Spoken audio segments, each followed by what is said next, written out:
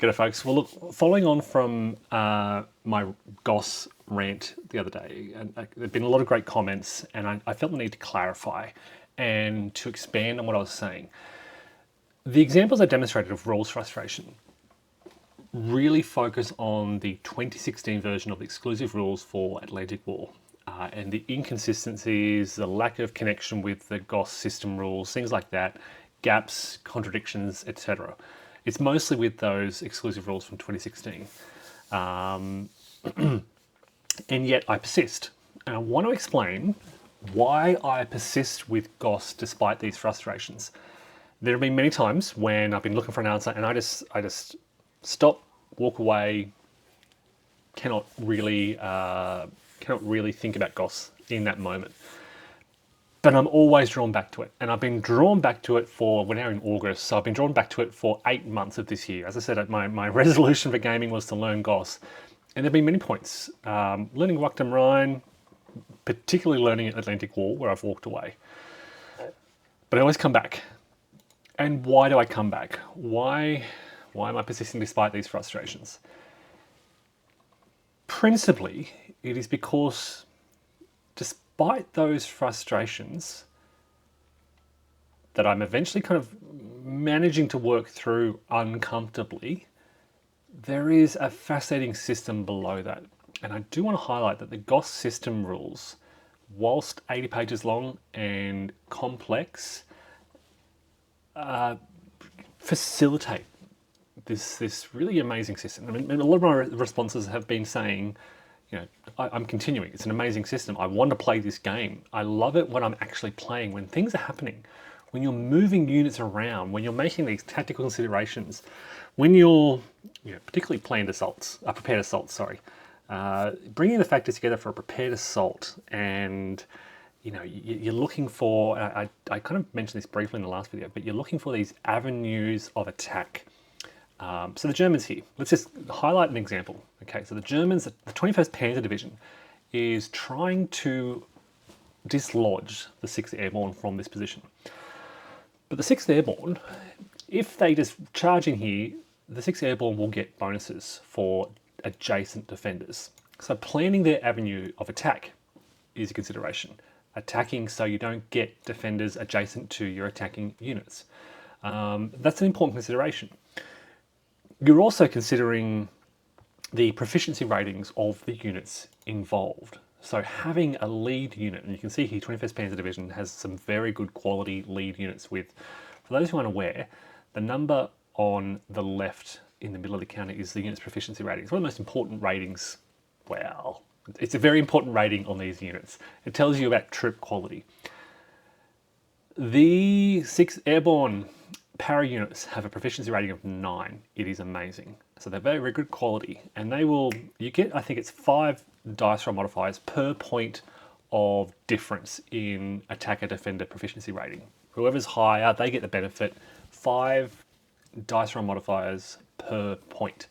So that's a key element of your planning, trying to find the units that you can bring to combat to facilitate that.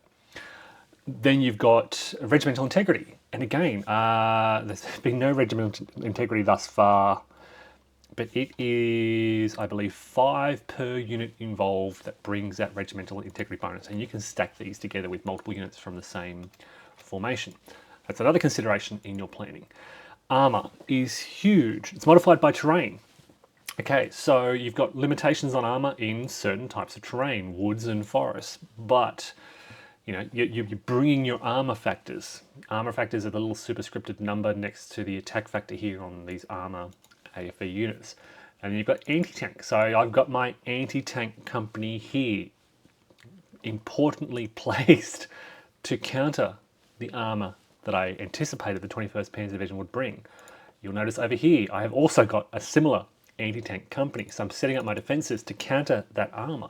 So you're making these kind of decisions about armor and about tank factors and anti-tank factors on offense and defense. Okay. What else? What else am I missing? Regimental integrity, proficiency rating, armor. What are some of the other factors? It's not there. It's in this sheet here. Ground assault resolution tables. You can see I've been using this a lot lately.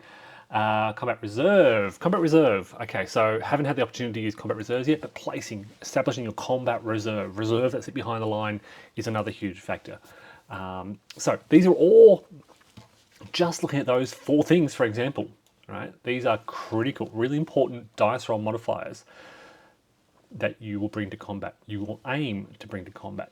And yeah, it is one of the most important considerations you're making in you're not just moving units to the front line. You are planning, as I said, avenues of attack, constitution of your units and regimental integrity, armor, armor shifts, armor anti-tank shifts, and this all factors into your movement. So as you take any one unit that you're about to move, and you are thinking about these things, you are thinking about the integrity of your formations, you are thinking about the armor shifts on offense and on defense. You are thinking about terrain and road networks. So, I often talk about how much I love games on the Ardennes Offensive, on Lac du Rhine, the Battle of the Bulge, because of that road network. And you get that in the GOSS system. Okay, GOSS is wonderful for studying road networks. It's complex, and if you can learn it and dive into it, then again, it's like these little puzzles all over the map. Where on the Germans, just taking the Germans around here in front of Gold Juno's sword. There's a lot of open terrain here. There's a lot of roads, secondary roads here, weaving into the interior of Normandy. And the Germans are not just rushing up to put their units in the line. They are very carefully planning, effectively, roadblocks. They're trying to stop the Allies from breaking out. This is just the PM turn on the 6th of June. So this is their initial response. But we have got already some very hard-hitting, fast moving Commonwealth armoured battalions hitting this clear terrain. You can see hedgerows and bocage starts further out to the west, but around Caen there's a lot of clear terrain, and careful placement of these units is critical. So you're making these decisions a lot about where to defend, what to defend with. You can see here I've got my armour with a combined infantry. I've got an infantry company with my armour. I've got armour sitting by itself, a bit more vulnerable here, but not so much. Over here, a decent stack of armour and infantry. I have got anti-tank and infantry. I have got anti-tank and infantry. So I'm carefully constructing these defensive stacks in key positions in as practical a method as possible. They can't just all rush to the beaches. They don't have the movement. But yeah, I'm making these decisions with the limitations I have. But okay, so I've just focused on the 6th Airborne and 21st Panzer Division. But of course, one of the amazing things about this is you're looking at the whole Normandy campaign, or Lac du Rhine, which I don't have open at the moment. You're looking at the entire sort of Ardennes area. And, I'm making decisions. If I can scroll to Cotentin Peninsula, I'm making decisions way out here in the northwest. I've got units coming through Cherbourg that have been activated. I'm forming my own camp groups in this region. Here you can see some elements of camp group 922. They've been activated out on the west of the peninsula, and they're starting to cross over. And I made that decision to form that camp group out of those units to activate them, etc. As they move through Valence, I have got camp group 921 moving through. I have activated them previously to begin to challenge 82nd Airborne's sort of foothold across the Madre River. I am making decisions with the 101st. Look, I persist despite those frustrations because these decisions are really fascinating, and the 80-page system rules facilitate those kind of really deep, interesting decisions. Now, on this first turn, 6th of June, you don't have to worry too much about logistics. But eventually, and this is still something that I'm still wrapping my head around, eventually you will feel you'll need to provide trucks. Hex to Hex has got a great video on logistics in Hurtgen Hills Forest, where he speaks about allocating truck points. You get trucks. Here they are. You get trucks. You allocate, actually, they're your trucks. Okay. So here are your trucks, and you will allocate trucks to ammo or, there it is, fuel. So you will spend these truck points to provide fuel and ammo to your core. Based on what you do there, okay, you will then, look, where is it? Where are the logistics tables? You will then make rolls on the logistics tables to determine ammunition being added to your stockpile and movement points that your mech units can move. Okay, there are various states of fueling your divisions, which is based on the fuel, the truck points you allocate to fuel. So I don't want to go into the detail too much, but basically you're determining what units you're going to place on the offensive. If you see the opportunity to break out and move rapidly, you fuel that division, that formation. If you see an opportunity for your artillery to hit German positions, you give them the ammunition they need. And you're always making decisions about general supply and so forth, which is separate to those sort of fuel, ammunition, logistics. So that's another sort of layer of consideration. What do I want to do with my divisions? So you're making, it's really, there are so many layers of decision making. You may have seen earlier, I have, where was it? This little Z-step unit holding the stream, going to get smashed. But this is a Z-step, which is basically just above not having a unit at all. It's the remnants of an anti-tank company, which was scattered across Normandy. All right, do I have any other Z-step units in the area? I don't think so. Oh, I may have some artillery back here. Yeah, there we go. Z-step units, a small number of men and guns. You've got commando companies, again, a small number of men and guns that you're moving around and making decision with, up to, army group level considerations. First Army, Third Army, 12th Army Group, and then the British Commonwealth 21st Army Group.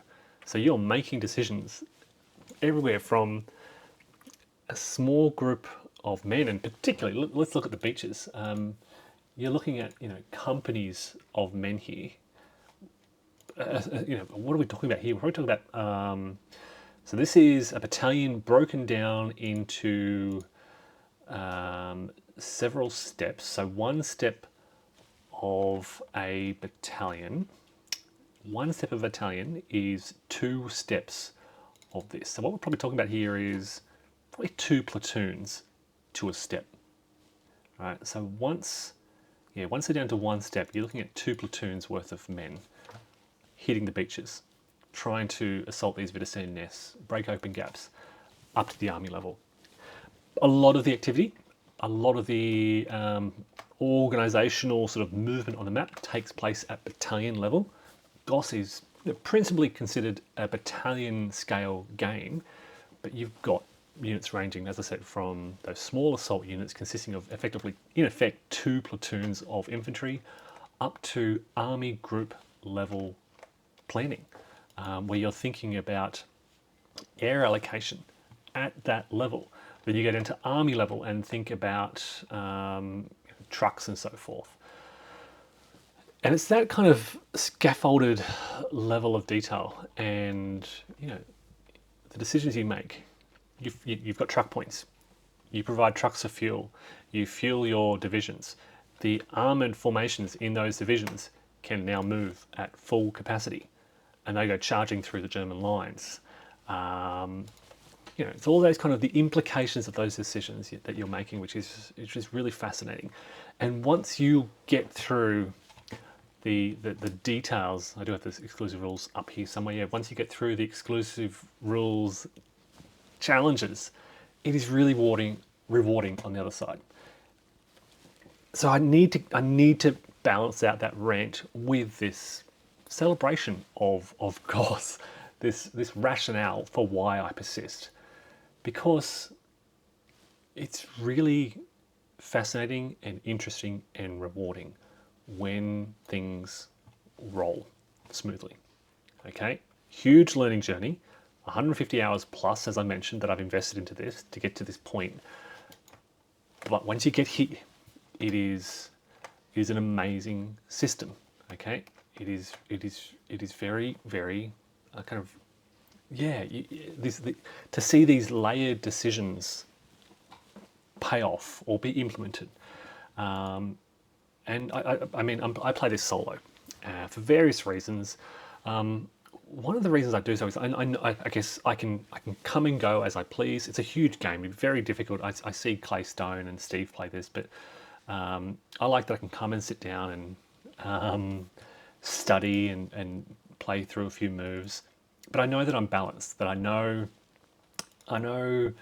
I should be the same kind of rules competency level as the allies as I am with the Axis.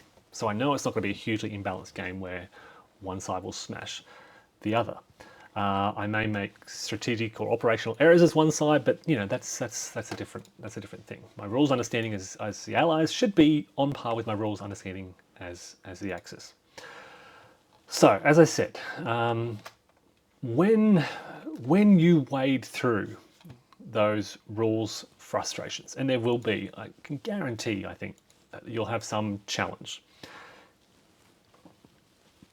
At the back end of that is a really fascinating system.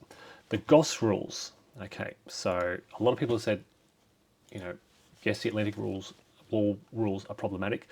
The GOSS rules are amazing. A lot of clarifications, importance. There's still not a lot of images.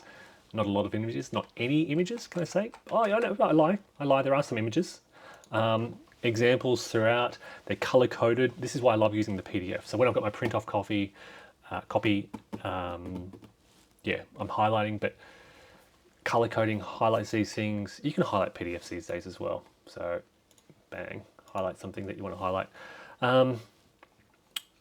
But yeah, it's really easy. I find the system rules, really easy to search, really easy to flick through, really easy to find, really easy. Relatively easy. Can I say relatively easy compared to the Atlantic Wall rules?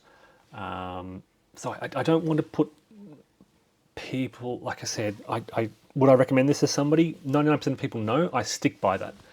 And I stick by my comments about the investment of time required. But if you are prepared, as I said, that huge caveat, if you are prepared to invest a lot of time and be patient and be frustrated by gaps and take the time to wade through them, at the back end is a really fascinating system. Nothing, I don't take back anything that I said. Incredibly frustrating Atlantic rules system, huge gaps that do my head in. You know, I still think that the reference that if you're going to upgrade a system rules, you should keep the numbering system exactly the same and acknowledge gaps. I did point this out, that if you're going from, let's say they decided to change 13.9 and delete this whole section, okay, or 13.8, keep 13.9 in place, okay? You don't need to revise the numbering. Just acknowledge this rule has since been removed. And we often see that in revised versions of rulebooks. 13.8 has been removed. Here is 13.9. It keeps the numbering system consistent. It means that as happens so often, that if you are referring to GOSS 7.3.1, all right, so this is Allied units in exploit mode, 7.3.1b, chances are it's not there. 7.3.1. Yep, this is about minimum movement, which is not exploitation. Where's exploitation moved to? I don't know, but it's not there anymore. So keeping the numbering system with updates. Sorry, I'm going back into a rant again, but yeah, I really wanted to emphasize that 1% of you who are prepared to invest in a heavy, complex system will hopefully find this very rewarding at the end. I love the scale.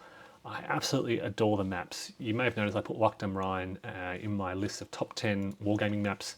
Now that I've been playing Atlantic War, look, I just think the aesthetics here are amazing. The contrast between the bocage and the hedgerow is beautiful. The woods and the forests, everything. Look, it's really, really outstanding map design, and yeah, it's a joy to game over. All right, folks. So look, that's my counter rant over. That is why I persist with GOSS despite those challenges. Look, again, I hope this has added value to your considerations. Don't be in a rush to sell off your copy of Atlantic War just yet. You can't dip your toes in, as I said. But if you have the time to dive in and invest that time, yeah, it's worth it at the end. All right, thanks for folks, and take care.